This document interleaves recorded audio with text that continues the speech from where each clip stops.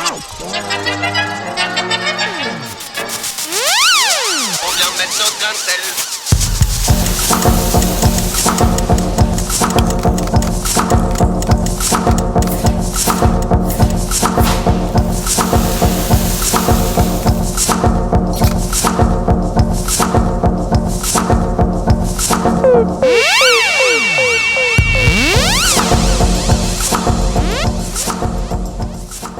Bonjour à tous et à toutes, bienvenue dans Grain de Sel Télé, une émission produite par Travel Dog. Je suis ravie de vous retrouver depuis le port de Leucate avec Wayne, c'est la mascotte de l'équipage de Grain de Sel Télé. On continue de sillonner le littoral occitan à bord de nos deux voiliers pour rencontrer celles et ceux engagés à préserver la mer Méditerranée et surtout qui cherchent des solutions face aux défis de demain. Aujourd'hui, on va prendre de la hauteur, on va parler des phares et des feux de l'Aude et des Pyrénées-Orientales. Ces monuments érigés dès le XVIIe siècle pour sauver des vies et guider les bateaux à bon port afin qu'ils ne fassent pas naufrage. Quoi de mieux pour en parler que de recevoir un gardien de phare, celui de Leucate, qui est à quelques kilomètres de là.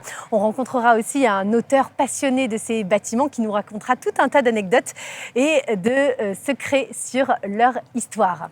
Et puis en deuxième partie d'émission, nous rencontrerons un artiste engagé à Leucate depuis plusieurs années maintenant et qui nous proposera une plongée avec les cétacés. Vous verrez, c'est passionnant. Voilà, vous avez le programme tout de suite. Cap au large avec Clarisse et son traditionnel carnet de bord. Elle nous raconte l'épopée de Grain de Sel Télé avec Wayne. On vient mettre notre grain de sel.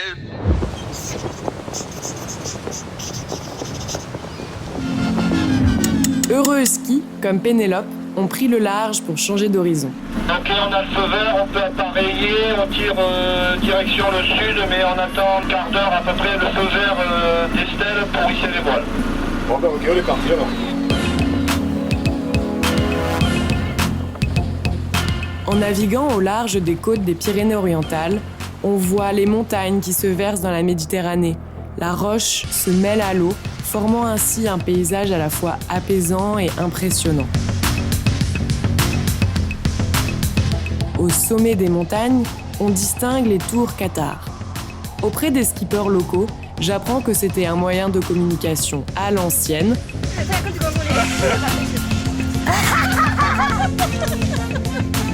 pour avertir d'un danger, un premier gardien allumait un feu, un second gardien, en voyant la fumée au loin, en allumait un à son tour, ainsi de suite se formait une chaîne d'information. Je m'amuse à comparer cette méthode avec nos moyens de communication actuels. Aujourd'hui, en un seul clic, on est en contact avec le monde entier de manière instantanée. L'occasion de faire une dédicace spéciale à ceux qui se sont occupés d'alimenter nos chaînes de réseaux sociaux. C'est ma story! Priorité à Grain de Sel. Les community managers Jade et Jérôme qui postent chaque jour des stories avec amour. Tiens, regarde, Cécile est toute mignonne là. Ah mais attends, mais elle a une voile trop belle. Après avoir imaginé les Qatars communicants, c'est un autre voyage dans le temps qui s'offre à nos yeux. La fête de la Saint-Pierre. La fête Saint-Pierre. La mer, avec ses reflets d'argent, est remplie de barques catalanes anciennes, peintes et entretenues dans le respect de la tradition. Les couleurs jaunes et rouges dominent, les couleurs de la Catalogne. Une personne du coin m'explique l'origine du drapeau de la Catalogne. Après une bataille, le roi des Francs aurait passé sa main dans les blessures du glorieux comte Guifred le Velu. Il aurait ainsi formé les 4 rayures rouges en essuyant ses doigts ensanglantés sur le bouclier de ce dernier avant qu'il ne meure. Nous avons reproduit le soir même le drapeau sur nos joues, pas avec du sang, mais cette fois avec des paillettes rouges, plein de lumière pour être visible par les phares. Je crois en la chaleur du jour. Et moi, la petite jeune de l'équipage, je monte à bord pour vous et vous raconterai ce qui se passe derrière les coulisses. À l'abordage! On vient mettre notre grain de sel.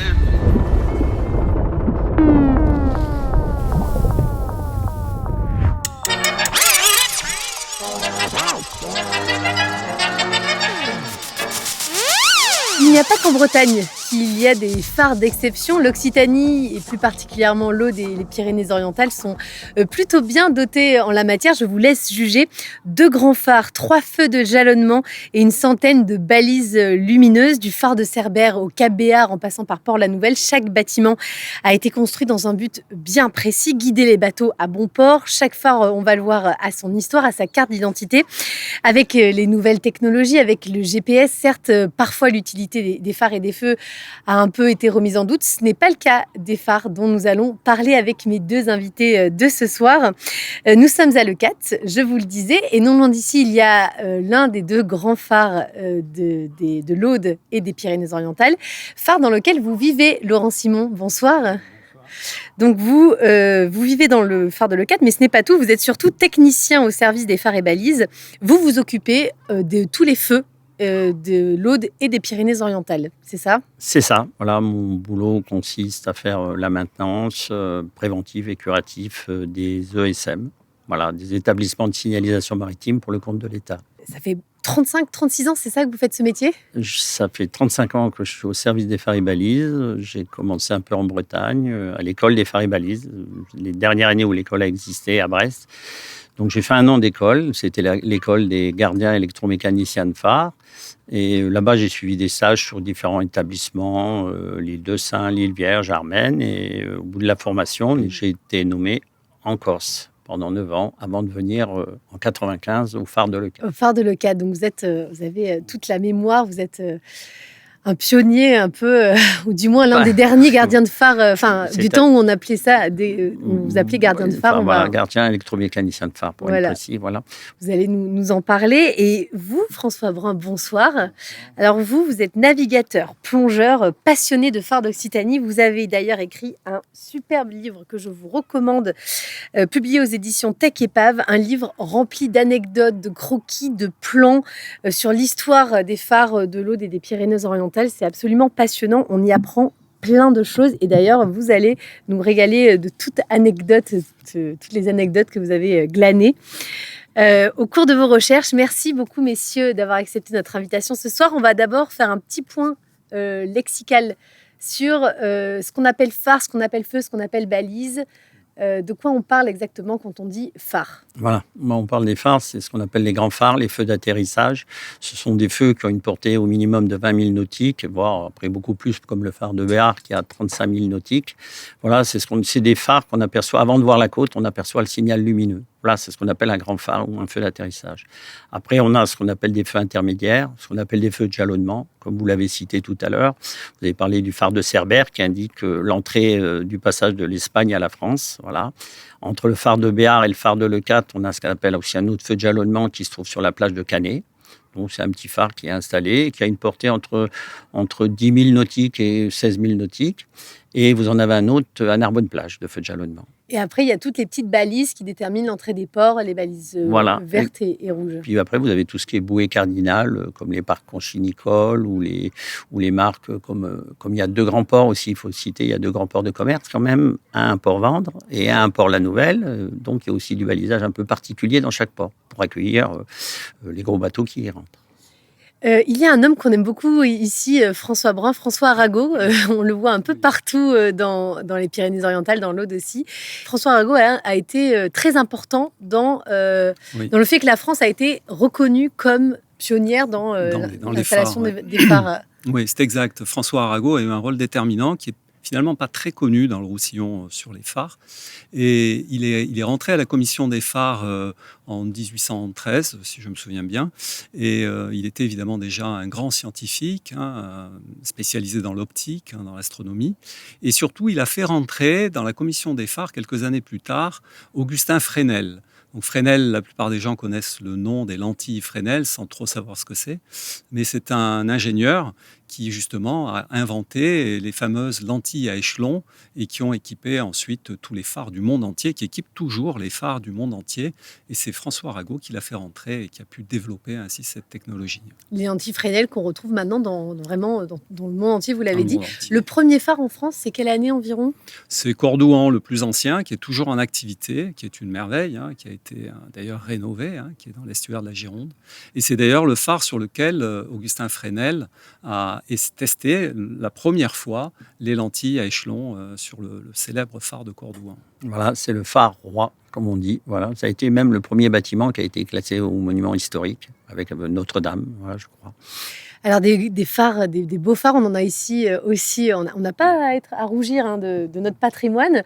Je vous propose de commencer par le phare de Leucate, celui que vous connaissez bien, Laurent Simon. Déjà, je vais vous poser la question que tout le monde se pose. Ça fait quoi de vivre dans un phare ? Ça fait quoi ? Écoutez, c'est toujours étonnant. C'est toujours étonnant d'être le soir au pied du phare, puis de se dire oui, voilà, j'ai une lumière qui est là, qui éclaire dans la nuit, et puis qui éclaire peut-être un bateau au loin au large, et que cette personne a besoin de ce signal-là. Et il y a quelque chose de magique. De toute façon, ça c'est vrai. D'habiter dans un phare, il y a quelque chose de magique, surtout au phare de Leucate, parce que c'est un très très très beau phare pour moi. De quand date-t-il ce phare de Alors Leucate ? le phare, il a été construit en 1951. Ça a été un des dommages de guerre. Comme on dit avant, le phare était sur la digue de Port-la-Nouvelle. C'était un petit phare en acier qui mesurait une vingtaine de mètres. Et quand les Allemands sont partis en 1944, ils ont dynamité le phare et ils ont coulé plusieurs bateaux pour pas que les Alliés se servent du port pour débarquer du matériel et autre chose, quoi. Et donc, après la guerre, la commission nautique a décidé la construction du phare, mais au lieu de le reconstruire à Port-la-Nouvelle, qu'on partait du ras de la mer et qu'il fallait construire un phare de plus de 30 mètres, on a profité de la falaise de Leucate, qui à l'époque était le point le plus avancé, parce qu'on appelle bien le cap Leucate. Donc ils ont profité de la falaise naturellement, qui faisait 46 mètres, pour pouvoir construire le phare qu'ils voulaient, voilà, avec les portées qui étaient décidées à la commission nautique. Ce phare dont un des premiers gardiens a fait parler de lui, non ? Si je ne m'abuse, ça a été un peu une histoire locale. Une anecdote petite locale, anecdote. oui, sur un gardien qui était au début installé dans le phare, et puis qui... Enfin, il n'était pas gardien, en fait. Oui, pas officiellement. Voilà. Quoi, il n'avait pas été... Il a fallu qu'il parte, et évidemment, quand on a nommé...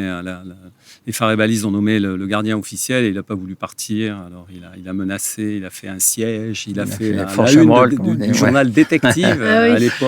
C'était un grand fait divers. C'est une anecdote amusante, on va dire. Il lui avait coupé le courant, il s'est éclairé à la bougie pour le faire partir. Mais bon, il faut dire que l'État était redevable, lui devait des travaux qu'il ne lui avait pas payés. Donc, il réclamait en réalité son dû pour partir. Voilà, c'était tout. Et puis ça s'est arrangé comme ça, quoi. Comment est-ce que vous avez vu le métier évoluer depuis que vous avez commencé il y a 35-36 ans, Laurent Simon ? Avant, vous étiez gardien de phare. Maintenant, on ne dit plus gardien de phare, on dit technicien. Au service des phares et balises, comment votre métier a évolué ? Au fur et à mesure que les phares s'automatisés, donc les gardiens sont descendus. On les a descendus dans des centres d'entretien et d'exploitation qu'on appelait des CEI. Et de fil en aiguille, tous les phares se sont automatisés. Donc, on a créé donc ces CEI et qui agissaient, ils avaient la responsabilité d'une partie de la côte pour pouvoir intervenir, comme je vous disais, pour faire du dépannage, de la maintenance et de la modernisation. En fait, vous faites le tour des phares et des feux et vous vérifiez que tout contrôle bien, que tout marche bien. Et quand il y a une panne, c'est vous qui allez, voilà. Commander la pièce pour réparer. Voilà, exactement. Aujourd'hui, je suis donc technicien, comme vous l'avez dit, et je dépends du service maritime, et je dépends de la DIRM. C'est la Direction interrégionale de la mer, qui est basée à Marseille, qui regroupe tous les services, c'est-à-dire les gens de mer, les centres de sécurité des navires, les affaires maritimes, les crosses et les phares et balises à l'intérieur. En général, ce sont des services régaliens. Et sur la côte, on est disséminé en COB, en centre d'opérationnel de balisage. Donc, il y en a un à Nice, il y en a un à Toulon, il y en a un à Marseille, il y en a un à Sète. Et là, dans chaque centre, il y a plusieurs ouvriers spécialisés, un peu de toutes sortes de corps de métier qui sont là pour intervenir sur les établissements de signalisation maritime. Mais moi, je suis technicien. Moi, je m'occupe que de la partie active des feux, c'est-à-dire les cartes électroniques, les batteries, tout ce qui est... Voilà. Et je fais du dépannage, de la modernisation et de l'entretien. D'ailleurs, le phare de Leucate, c'est un des premiers phares. Il y avait en tout cas un projet de le faire fonctionner avec l'énergie éolienne. Enfin, en tout cas, les phares ont été là où on a testé l'énergie solaire, les énergies renouvelables, c'est ça ? Oui, j'ai trouvé dans les archives justement des projets sur l'éolien lorsqu'ils ont construit le phare de Leucate. Bon, ça s'est pas fait, mais en parlant du solaire aussi, le premier feu, le feu de jalonnement de Cerbère, ça a été le premier feu d'Europe qui a fonctionné à l'énergie solaire au début des années 80, je crois, hein, Laurent. Bah oui, voilà, c'est ça. Les phares et balises, enfin, ont innové beaucoup, comme on voit déjà rien qu'avec Augustin Fresnel, mais ça a été vraiment un service de pointe. Hein. Vraiment, si on a des panneaux solaires, si on a des éoliennes, ça a été les premiers services de l'État à en être les initiateurs, quoi. D'ailleurs, vous-même, vous avez une éolienne à dynamo, c'est ça? Oui, j'ai récupéré une vieille éolienne qui servait pour les essais. Oui, voilà, à l'époque, on faisait des tests et c'est une éolienne qui tourne verticalement et en bas, il y a une dynamo comme sur les vélos qui fournit un courant, mais bon, qui n'est pas régulier, quoi. Mais c'est les premiers essais qu'ils ont fait. Voilà, exactement. On va avancer un peu plus sur la côte rocheuse. C'est l'occasion de montrer l'image du jour, image qui nous a été fournie par vous, François Brun. Merci, très belle photographie prise en vue aérienne du phare très connu ici, le phare du Cap Béar. Ce phare du Cap Béar, donc François Brun, qui, et peu de gens le savent, en tout cas peu de gens le savaient quand vous avez fait vos recherches et quand vous avez écrit votre livre, ce phare, il n'a pas été construit là à l'origine, c'est ça? Il y en avait un autre. Voilà, il y a eu un premier phare qui est absolument méconnu, même des Port-Vendrais. Hein. Je me souviens qu'à Port-Vendre, j'avais dit, mais vous savez qu'il y avait un phare en haut du mont Béarn. Ils m'ont dit, mais non, il n'y a jamais eu de phare, les Port-Vendrais de souche. Hein. Mais si. Alors quand je montrais la photo, les vieilles cartes postales, ah bon, oui, tiens. Effectivement, ce phare a été construit lors du grand projet en France de la construction des phares du littoral français, dans le rapport des phares de 1825. Et il a été construit en 1836. Sur le mont Béarn. Sur le mont Béarn, c'est-à-dire sur la colline qui domine Port-Vendre. Voilà. Et sur la partie inférieure, où actuellement il y a le phare du Cap Béar, il n'y avait rien, il n'y avait que le sémaphore qui avait été ensuite construit. Et finalement, ce phare a été, après la guerre de 1870, a été entouré et ceinturé de remparts, de fortifications pour protéger la frontière. Et petit à petit, c'est devenu un lieu militaire où, je sais, j'ai trouvé des anecdotes où les gardiens de phare devaient absolument capitonner l'ensemble des lentilles et des vitres à chaque coup de canon d'entraînement. C'était quelque chose de tout à fait... pas du tout adapté au phare. Et donc, il y a eu un projet ensuite qui a été établi par la commission des phares et balises de supprimer ce phare et de le construire sur l'emplacement actuel du phare du Cap Béar, lui qui a été construit en 1905. Et pourquoi vous savez pourquoi ils ont changé d'emplacement comme ça? Alors, ils ont changé d'emplacement. C'est vrai qu'au départ, à la fin du 19e, au début du 19e, ils avaient prévu de construire le phare près de la côte, près des rochers. Et finalement, ils ont préféré avoir un point de vue beaucoup plus haut, beaucoup plus en hauteur, pour qu'il y ait une vue plus large. Mais en réalité, dans les années 1880, la plupart des capitaines de bateaux se sont plaints aussi qu'il y avait énormément de brume. Ce qu'on voit d'ailleurs actuellement, quand le temps est brumeux, qu'il y a du sud-est, on voit que la brume se fixe sur la partie haute du mont Béarn, alors qu'il y en a moins sur la partie basse. Et donc, ça a été aussi un des éléments qui a justifié le déplacement du phare, voilà, qui est actuellement sur la côte, sur la partie rocheuse, au-dessus des falaises. Une petite précision, justement, là on parle du phare du Cap Béar. Le scintillement lumineux n'est pas le même que pour le phare de Leucate, c'est ça? Chaque phare a son propre code? Oui, chaque grand phare a sa carte d'identité, comme on dit. Elle est définie par la forme de la lentille puis la vitesse de rotation. Ça, c'est unique. Hein. Chaque grand phare a son propre rythme. Et c'est fait exprès pour pas qu'on se trompe. Voilà. Par exemple, pour Béar, c'est 3 éclats réguliers toutes les 15 secondes. Et pour le CLAT, c'est 2 éclats réguliers, c'est 2 éclats toutes les 10 secondes. Voilà. C'est comme ça qu'on connaît l'image de chaque phare, de nuit. C'est inscrit sur les cartes maritimes. Voilà. Et de jour, il y a des amers qui sont précisés, la couleur, la hauteur, aussi qu'on puisse les reconnaître de jour. Donc les marins puissent s'y retrouver. Il y a un projet concernant ce phare du Cap Béar, c'est de le faire visiter au public. Pourquoi ce serait important ? C'est important pour tout simplement protéger le patrimoine des phares.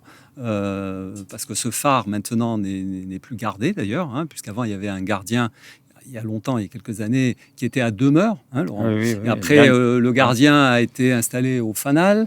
Et puis, le dernier gardien, non, en réalité, le dernier gardien, il est parti dans les années 87. Ouais. Et après, il n'y a plus eu personne après 87. Après, il y a eu quelqu'un qui est Jean-Louis.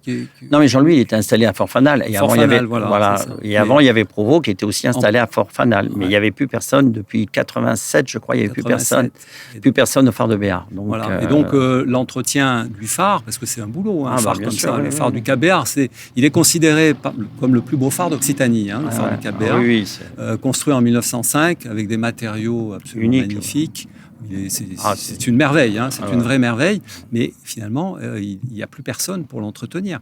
Donc le fait de l'ouvrir au public va permettre justement de l'entretenir et puis de préserver ce patrimoine, effectivement. Et cette mémoire aussi, parce qu'avec la fin de l'école des gardiens de phare, il y a aussi une culture du phare, c'est ça qui se perd, Laurent Simon ? Elle se perd avec les derniers gardiens qui sont partis, les derniers techniciens comme moi qui ont fait toute leur carrière. Effectivement, le métier change complètement, ça c'est vrai complètement. Ça. Et c'est quoi cette culture alors, par exemple La culture, c'est quand je suis rentré au phare et Balises, j'ai compris que c'était une famille, une grande famille. C'est que on était 350 gardiens à peu près à l'époque, qui vivaient dans des phares et on était tous, on n'avait pas la peine de se parler, il y avait quelque chose qui communiquait directement et c'était important, quoi. On savait de quoi on parlait et puis on avait la chance, surtout c'est ça, c'est que vivre ce métier-là et avec la fin de ce métier-là, c'était quand même une aventure parce qu'il y avait 2 siècles et demi de gardiens de phare derrière nous, quoi. Je veux dire, les premiers phares gardiennés, c'est 1680-90, quoi. Donc il y avait toute cette culture qui était là. Et comme je disais tout à l'heure, moi, je suis arrivé à la fin de cette culture. J'ai connu cette famille où il y avait tous des codes. Il y avait beaucoup de codes. Quand on était gardien de phare, il y avait beaucoup de codes d'entrée quand on arrivait dans un phare. Et voilà, j'ai connu cette époque-là et j'ai connu aussi l'automatisation. Et c'est vrai qu'il y a une mémoire qui se perd avec le temps et avec tout ça. Aujourd'hui, les gens qui sont recrutés au phare et Balises, c'est des techniciens qui sont comme moi, mais qui peuvent être techniciens aussi bien sur une route, sur des routes, que dans un aéroport, que dans une mairie, voilà. Et il n'y a pas à se passer. Mais c'est normal, on est dans l'ordre des choses de la modernisation, on avance à la permanence, voilà, on est un petit peu. Mais on retrouve cet esprit d'ailleurs quand j'ai fait les archives et j'ai épluché les rapports de la commission des phares et puis j'ai vu tous les rapports des ingénieurs des ponts et chaussées. Et c'est vrai que j'ai été très touché par la qualité de travail de ce service des phares et balises, par le sérieux, par le souci d'économie aussi financière, c'est-à-dire qu'on donnait l'autorisation à un phare si vraiment c'était justifié. On trouve dans les écrits, dans les archives, justement, énormément de détails et je crois que ça rejoint cette culture des phares qui est vraiment ancrée dans cette maison des phares et balises. Ça, c'est sûr. Oui, vous avez été étonné de tant de précision, de tant de rigueur dans même la consignation de tous les détails de la construction. Tous les détails, tout est fait. Et puis d'ailleurs, quand on regarde le phare du Cap Béart, ce sont des phares qui sont faits pour durer. Quand on voit la construction magnifique, quand on voit l'escalier monumental, là, avec chaque marche est fait avec du marbre rose de Villefranche de Conflans, juste à côté du lieu où j'habite, puisque j'habite à Prades. Chaque pierre a été sculptée, chaque marche d'escalier taillée sur place. C'est un travail. C'est un travail de fou. Et imaginez qu'il y avait pratiquement pas de transport, il n'y avait pas de camion. Et puis ça s'est fait très rapidement en plus. Il n'a pas fallu pas longtemps pour le construire, le phare. Il a été construit en combien de temps Ils ont commencé à faire le chemin d'accès parce que, évidemment, c'est un promontoire, c'est un site. C'est pour ça que souvent les sites des phares sont très beaux parce qu'on les met sur des promontoires, on les met déjà dans des lieux qui sont en soi très beaux. Et donc faire une construction sur un très beau site, évidemment, ça complète le lieu. 1902 pour faire le chemin d'accès, et puis ensuite, il a été allumé en octobre 1905. Et il faut dire aussi il y a une lentille quand même, une des plus grosses lentilles de Méditerranée. Elle fait presque 3 mètres de haut et elle est sur un bas de mercure monumental, quoi. Elle a été exposée à l'exposition, et justement, tu en parlais tout à l'heure, à l'exposition de 1900. La lentille du Cap Béart a été exposée en 1900 et ensuite elle a été installée en 1905 au phare du Cap Béart. C'est une lentille, c'est une merveille. Chaque lentille est unique, elle a été fabriquée sur place, les anneaux étaient taillés, tout était vraiment, à l'époque, ils se donnaient les moyens. Et même l'escalier, en dehors de l'escalier, il y a toutes les opalines. Les murs en opaline. Tout le mur en opaline vert pâle, là, c'est très vrai beau, que c'est important qu'ils se voient. C'est important parce que c'est aujourd'hui, on ne pourrait pas refaire ce genre de travail. Je crois on ne retrouverait pas les artisans pour pouvoir faire ce travail-là, quoi. Et c'est dommage que ça fait quand même 30 ans qu'il est fermé au public. Et l'ouverture au public va permettre cet entretien. Voilà, c'est ce que disait François. C'est une bonne chose. C'est une très bonne chose. Très bonne chose. Pour sauver notre patrimoine, il faut l'ouvrir au public. Les gens aiment les phares. Ah oui, Moi, j'ai été toujours très surpris quand j'ai fait ce livre. Et énormément de gens s'y sont intéressés, des gens qui ne s'intéressent pas spécialement à la mer ni à la navigation. Et les gens aiment les phares. C'est resté dans l'imaginaire. Le phare, ça reste souvent les questions se posent, je le vois bien un petit peu. Ça fascine. Ça reste, ça fascine dans la mémoire des gens. C'est vrai. C'est salvateur aussi, c'est fait pour sauver des vies. Ça a été fait pour ça, les phares. Pour empêcher les naufrages et sauver des vies. C'est fait pour ça. Donc ça a une très belle image. Et les Bretons ont été évidemment un peu les précurseurs, mais c'est aussi pour ça que j'ai fait ce livre. J'ai voulu montrer qu'on avait ici des trésors, des vrais trésors, comme le Cap Béar, qui est une merveille. Cap Béar, le feu du Môle, Fort Fanal, c'est pareil. Il y a vraiment des beaux bâtiments et vraiment qui méritent qu'ils soient ouverts au public. Et puis les phares, ça s'adapte aussi au port très rapidement parce qu'il nous reste peu de temps, mais il y a le port de Port-la-Nouvelle qui évolue, qui se modifie. Le phare de Port-la-Nouvelle, c'est aussi un bon exemple. C'est exact, c'est un bon exemple. Et quand j'ai commencé mon livre, je me suis dit, je vais faire les phares des Pyrénées-Orientales, du Roussillon et de l'Aude. Port-la-Nouvelle, ça va peut-être me prendre 5 pages à faire. Et puis, je me suis plongé dans les archives. J'ai mis 2 ans pour faire ce livre. Et dans les archives, au fur et à mesure, Port-la-Nouvelle, et finalement, c'est devenu le plus gros chapitre du livre. Pourquoi ? Parce que le port a évolué par la construction de jetées au fur et à mesure vers le large, parce qu'il y avait un ensablement important. Et à chaque fois qu'ils ont fait une jetée, ils ont fait un phare. Donc à chaque fois. Donc l'histoire des feux, par système de bond, l'histoire des phares de Port-la-Nouvelle, des feux de Port-la-Nouvelle, elle est merveilleuse, elle est magnifique. Et elle continue. Elle continue aujourd'hui. Elle continue aujourd'hui, puisqu'on a grandi le port de Port-la-Nouvelle. J'étais encore avec Laurent Simon pour regarder ces travaux là, à Port-la-Nouvelle, les travaux actuels. Il y a même des ingénieurs de la société qui s'occupent de prolonger, d'agrandir le port, qui vous ont contacté pour récupérer des plans qui sont dans votre livre. Absolument, j'ai été très surpris. Les ingénieurs de Boskalis, qui est une des plus grandes boîtes mondiales de construction de ports et de jetées, qui m'ont téléphoné au mois de février de cette année, justement, et pour me demander des informations, parce qu'ils avaient mon livre sous les yeux, savoir si j'avais d'autres documents qui pouvaient les aider, justement, à faire la jonction entre l'ancienne jetée avec l'ancien phare et la nouvelle digue, parce qu'ils n'avaient aucune connaissance des matériaux qu'il y avait dessous. Et c'est vrai que dans les archives, j'ai récupéré pas mal de choses et d'informations. Et donc, ça m'a vraiment très surpris qu'on fasse appel à moi pour des documents comme ça. Preuve encore que les archives dans le domaine sont très riches et servent encore à quelque chose. Ça sert à quelque chose, les archives. Même moi, j'ai appris plein de choses dans son livre. Comme quoi, on ne sait pas tout, mais j'ai appris beaucoup de choses dans le livre de François.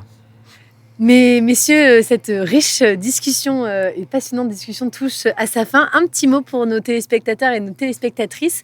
On a l'habitude de vous demander une recommandation. Qu'est-ce que vous voudriez partager avec eux, François ? Moi, si j'ai un conseil à donner à quelqu'un, c'est d'aller sur le promontoire au pied du Cap Béar, un jour de tramontane quand il y a 120 ou 130 km/h.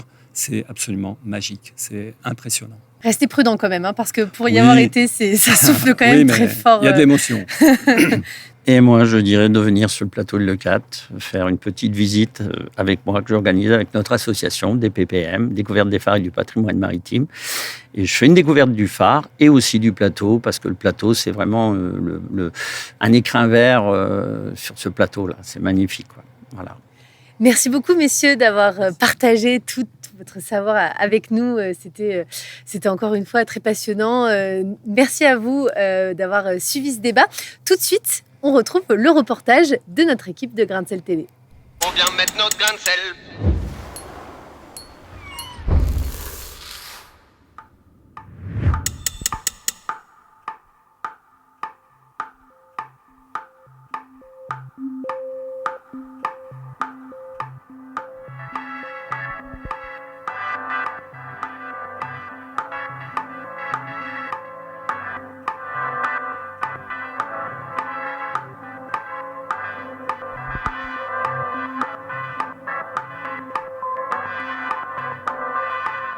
Sur le Cap Béar, l'objectif est de restaurer tous ces bâtiments qui sont classés au titre des monuments historiques. Et là, on apporterait donc une fonction complémentaire qui est une visite de ce patrimoine maritime, en plus de la fonction de signalisation maritime qui, elle, perdure, puisque le phare du Cap Béar a toujours un rôle important pour la sécurité maritime. Alors, le clou du spectacle dans cette visite, ce sera évidemment de pouvoir accéder au sommet du phare et de pouvoir accéder à cet escalier dont les parois sont couvertes d'opaline. C'est un phare qui est extrêmement riche au niveau des matériaux de construction.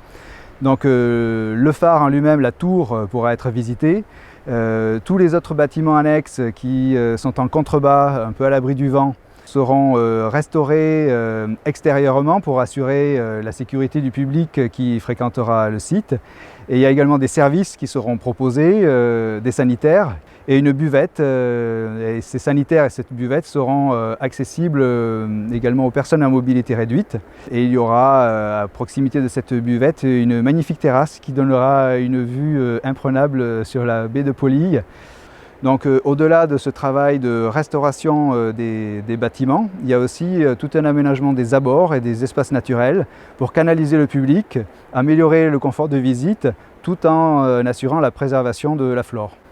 Donc on a évidemment conçu ce projet avec le service des phares et balises pour que le public puisse accéder aux phares, voir les installations de signalisation maritime avec la lentille de Fresnel, etc., sans que ça nuise au fonctionnement du phare.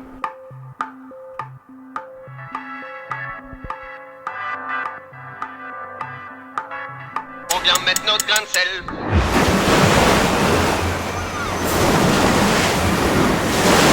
L'artiste qui est avec nous ce soir travaille et vit depuis de nombreuses années à Leucate. Serge Brier, bonsoir. Photographe depuis 52 ans précisément, photographe d'art, devenu ensuite photographe naturaliste. Vous êtes passionné de faune marine, de paysages et la protection des espèces vous tient particulièrement à cœur. Les photos qu'on peut voir derrière nous, elles sont tirées d'une exposition qui s'appelle Wild Leucate Sauvage. Donc ce sont des photos de cétacés entre autres. Elles ont toutes été prises sur la côte sableuse ici, c'est ça ? Oui, à proximité de Leucate, dans une zone qui est à peu près de 50 km². Donc à peu près à 10 km de la côte de Leucate au maximum. Et puis l'expo elle-même est également sur les éoliennes, sur les étangs, sur toute la zone naturelle de la région de Leucate. C'est 15 ans de photos, c'est ça ? 15 ans de photographie numérique, il faut le dire, parce qu'en 15 ans, la technique a beaucoup évolué. À quel moment on passe d'un observateur à un photographe à... Le moment où j'ai envie de sortir l'appareil photo, c'est celui où effectivement il y a un instant de communication qui se fait entre moi et ces animaux sauvages. Il faut être totalement vide de toute pensée et de tout concept. Il ne faut pas chercher à faire la photo. Et puis j'ai tendance à dire que quand on voit cette photographie, que c'est le dauphin lui-même qui a fait la photographie et non pas moi, puisque les dauphins nagent entre 25 et 50 km/h. Donc au moment où le cerveau indique qu'on peut faire le cliché, qu'on appuie sur le déclencheur, en fait la scène est passée, le dauphin est bien loin et en général on voit juste un bout de queue ou un plouf. La méthode, c'est effectivement de se mettre en réception de l'événement, de mettre le boîtier sur la poitrine et puis de faire ce qu'on appelle un shoot d'instinct. J'ai fait 7-8 ans de belles photos, de jolies photos.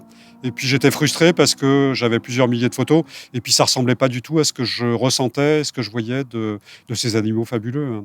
Et puis un jour, c'est en passant Gibraltar sur mon bateau, on a eu pendant toute une journée environ 800 à 1000 dauphins de différents groupes.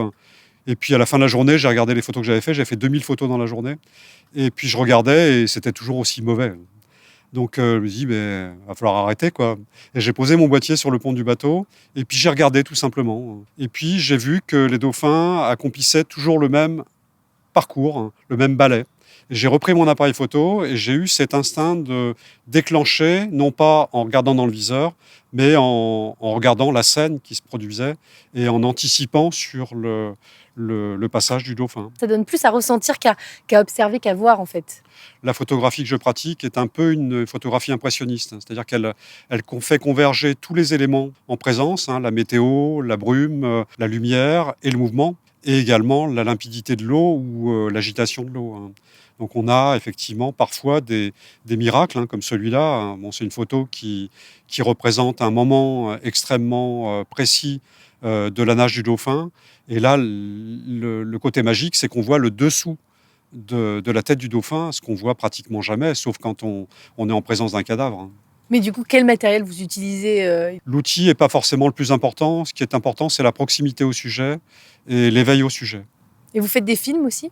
Oui, je fais des vidéos, donc j'ai pour habitude de faire le complément des photographies avec de la vidéo. On voit un extrait d'ailleurs qui défile sur les voiles du voilier de Grain de Sel en ce moment.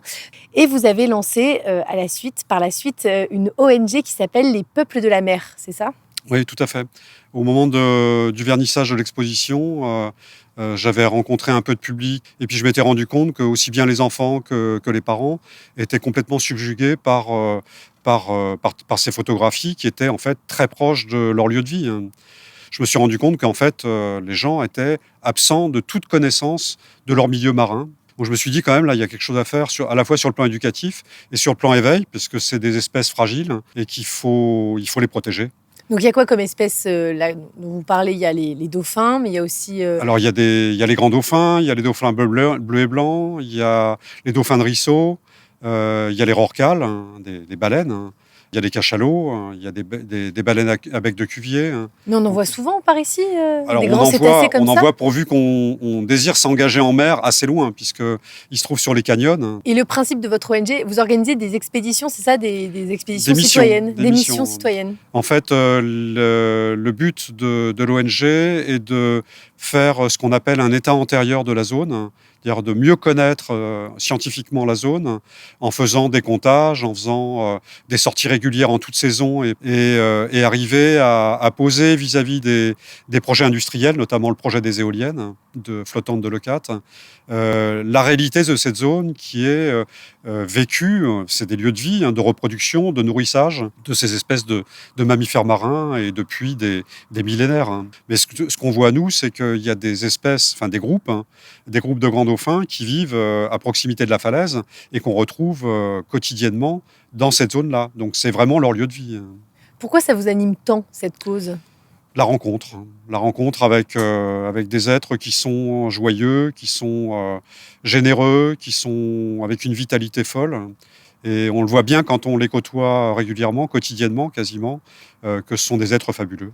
Merci beaucoup Serge Brier d'être venu nous partager ces très belles photos ce soir et nous avoir parlé de cette cause qui vous anime. Grain de Sel Télé, c'est terminé pour aujourd'hui. Merci beaucoup d'avoir suivi ce numéro. N'hésitez pas à nous suivre sur Instagram, Facebook. Je vous retrouve bientôt pour une prochaine émission. Et en attendant, prenez soin de vous et surtout de la mer. On vient mettre notre grain